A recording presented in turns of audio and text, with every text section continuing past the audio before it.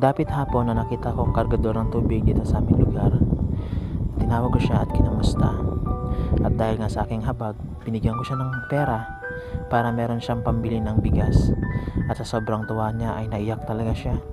At di kalaunan ay tinanong ko siya kung saan siya natutulog. Doon na ako sa may gilid ng plaza. At dahil nga awang-awa ko sa kanya ay inabutan ko siya ng makakain. Kita natin tuwan-tuwa siya. Sobrang tuwa niya ay naluha na naman siya. At dahil nga sa pagod niya, ako na lang nagbitbit ng mga container. Alam ko, bibit-bitin ako. Sige, salamat. Uy, Tin, gawa tayo ng content. Tara, sige! Tara. Ito. Wait ya. Kamusta? Ayos lang naman. Dami mong dala. Okay, sana nang balikat ko.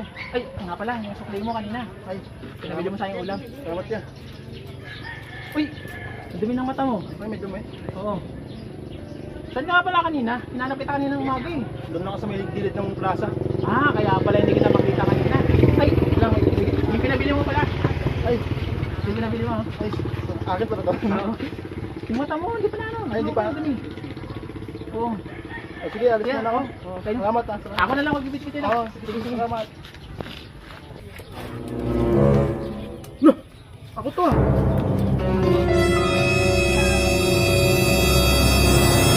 Yeah, pati tayo ng video ako dito.